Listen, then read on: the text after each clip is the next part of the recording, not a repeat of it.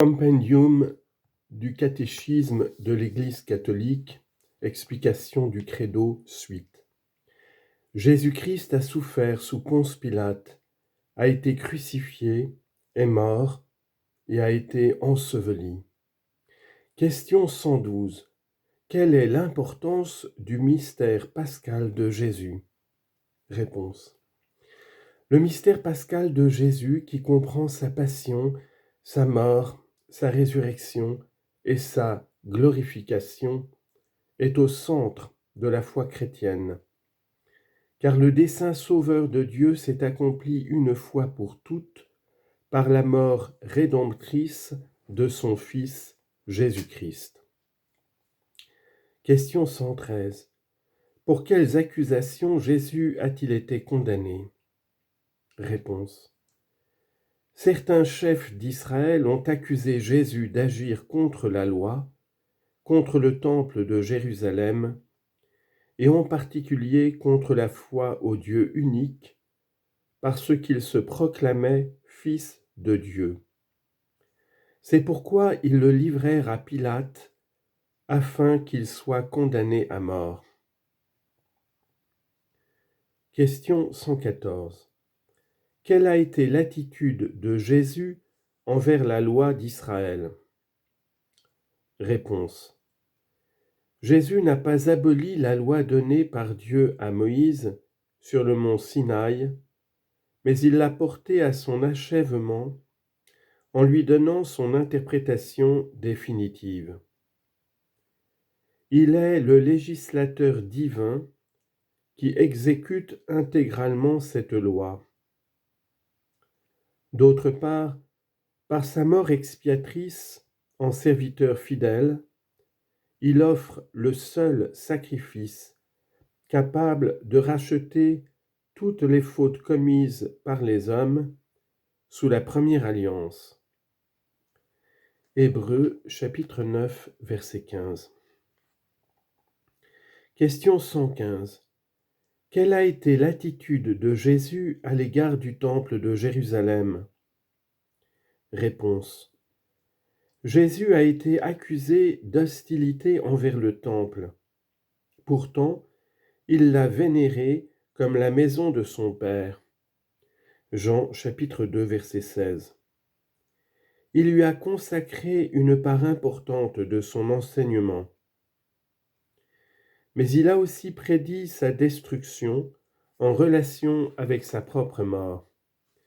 Il s'est présenté lui-même comme la demeure définitive de Dieu parmi les hommes. Question 116. Jésus a-t-il contredit la foi d'Israël au Dieu unique et sauveur? Réponse. Jésus n'a jamais contredit la foi au Dieu unique, pas même quand il accomplissait l'œuvre divine par excellence, qui achevait les promesses messianiques et qui le révélait égal à Dieu, le pardon des péchés.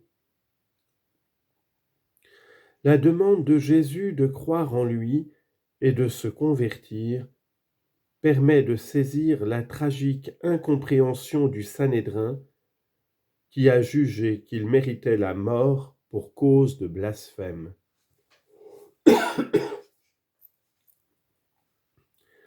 Question 117. Qui est responsable de la mort de Jésus? Réponse. La passion et la mort de Jésus ne peuvent être imputées indistinctement ni à tous les Juifs alors vivants, ni aux Juifs venus ensuite dans le temps et dans l'espace. Tout pécheur individuel, c'est-à-dire tout homme, est réellement la cause et l'instrument des souffrances du Rédempteur. Sont plus gravement coupables ceux qui, surtout s'ils sont chrétiens, retombent souvent dans le péché et se complaisent dans les vices. Question 118. Pourquoi la mort du Christ fait-elle partie du dessein de Dieu? Réponse. pour réconcilier en lui tous les hommes voués à la mort à cause du péché, Dieu a pris l'initiative pleine d'amour d'envoyer son Fils afin qu'il se soumette à la mort pour les pécheurs. Annoncé dans l'Ancien Testament, en particulier comme sacrifice du serviteur souffrant, la mort du Christ est arrivée selon les Écritures. Question 119. Comment le Christ s'est-il offert lui-même au Père? Réponse. Toute la vie du Christ est offerte librement au Père pour accomplir son dessein de salut.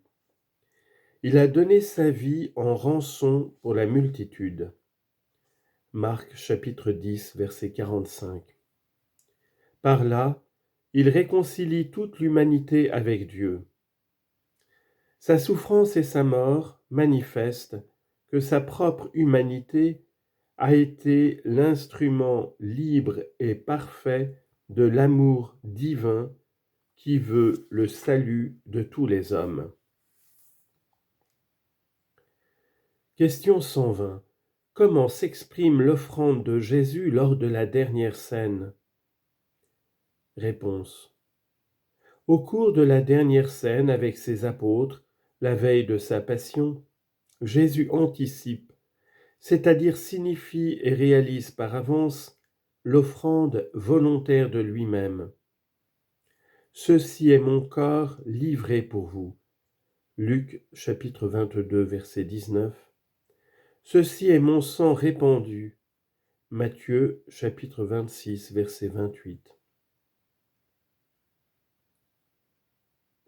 Ainsi, il a institué en même temps l'Eucharistie comme mémorial, confère 1 Corinthiens chapitre 11, verset 25, de son sacrifice et ses apôtres comme prêtres de la nouvelle alliance. Question 121. Que s'est-il produit lors de l'agonie au jardin de Gethsémani? Réponse. Malgré l'horreur que cause la mort dans l'humanité toute sainte de celui qui est l'auteur de la vie, Actes chapitre 3 verset 15, la volonté humaine du Fils de Dieu adhère à la volonté du Père. Pour nous sauver, Jésus accepte de porter nos péchés dans son corps en devenant obéissant jusqu'à la mort. Philippiens chapitre 2 verset 8. Question 122. Quels sont les effets du sacrifice du Christ sur la croix? Réponse. Jésus a librement offert sa vie en sacrifice d'expiation, c'est-à-dire qu'il a réparé nos fautes par la pleine obéissance de son amour jusqu'à la mort.